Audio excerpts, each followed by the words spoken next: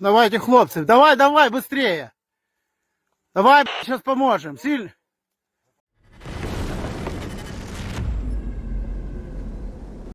Давайте, хлопцы, давай, давай. While Putin lies to his minions, claiming that his forces have recaptured the entire Kursk region, operators from Ukraine's 73rd Naval Special Operations Center conducted a raid on enemy positions in Russia's Kursk region, according to the Special Operations Forces press service.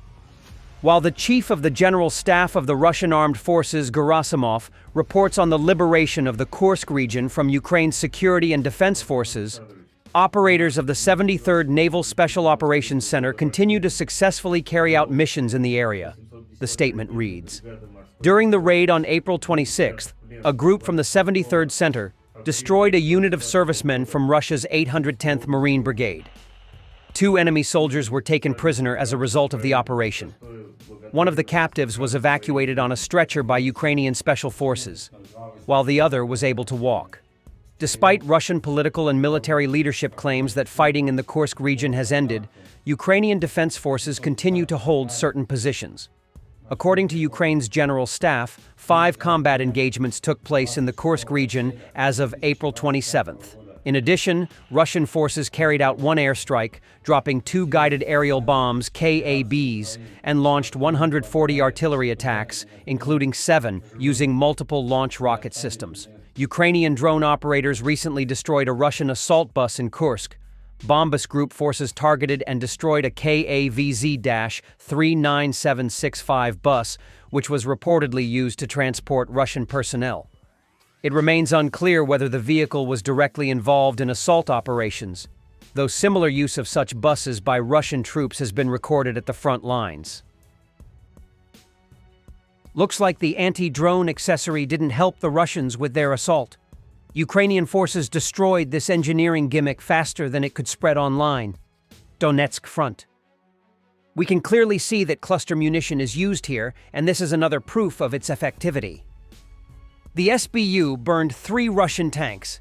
Fighters from the SBU's A Center attacked several pieces of Russian armor. Drone operators destroyed 3 tanks, one of which detonated. Russian tank losses continue to mount at an unsustainable rate. Poor tactics, lack of air cover, and relentless Ukrainian drone and artillery strikes have turned their armored units into easy targets. Every day, more wrecked Russian tanks litter the battlefield, highlighting the deepening crisis within their ground forces. Putin claimed full control over Kursk region, congratulating his cannon fodder and remnants of North Korean imports for crushing imaginary neo-Nazis. Vladimir Putin, I congratulate all the personnel of all military units that participated in defeating the neo-Nazi formations that invaded Russian territory in the Kursk region. The Kyiv regime's adventure has completely failed. And the enormous losses suffered by the enemy, including among the most combat-ready, trained and equipped forces, including with Western models of equipment, by the forces of VSO, and these special forces assault units will undoubtedly affect the entire line of contact.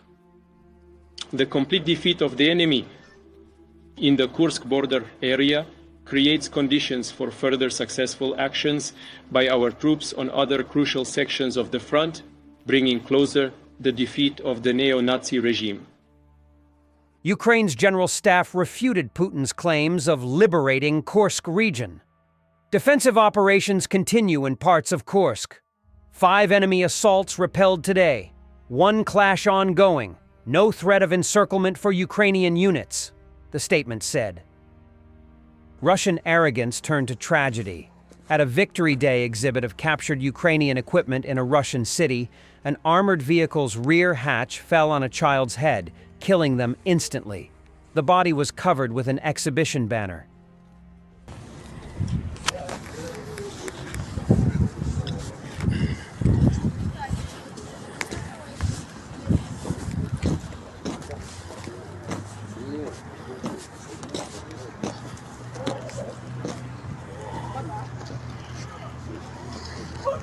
Вот эта дверь, блядь, придавила ребенка. The Atesh partisan group sabotaged a railway in occupied Luhansk Oblast, disrupting Russian logistics, the group claimed in a Telegram post on April 27th.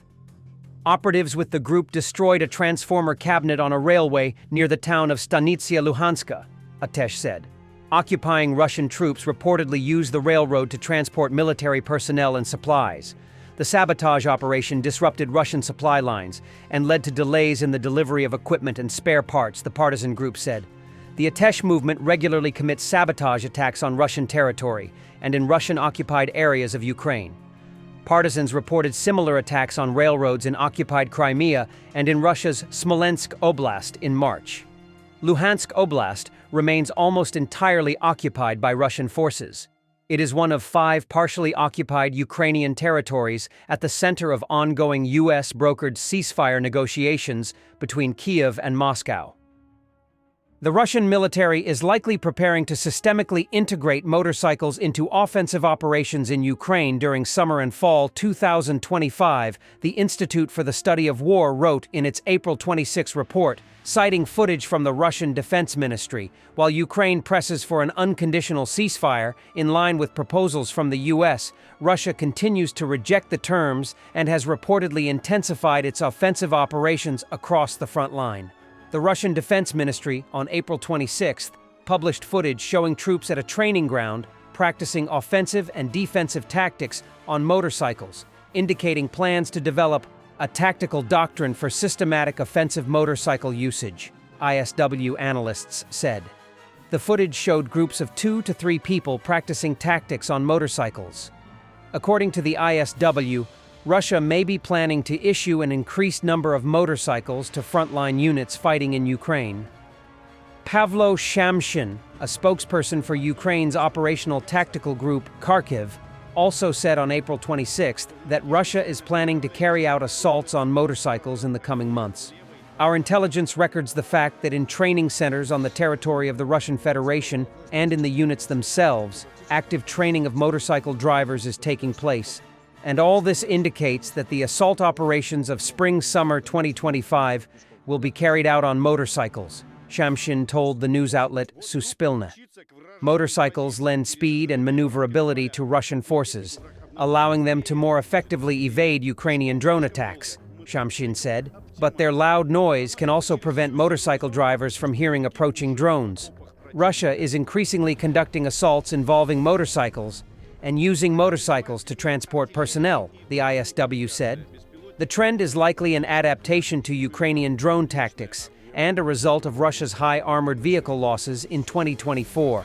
Russian forces have made incremental gains on multiple sectors of the front since the launch of its spring offensive, but military experts say the battlefield situation is not desperate enough to force Kyiv into an unfavorable peace deal with Moscow. Thanks for watching, and don't forget to subscribe. Also, if you want to support Warthog Defense, please become our member and get early access to new videos, exclusive members-only videos, and become administrator in comment section. The membership link is in the description. Rescues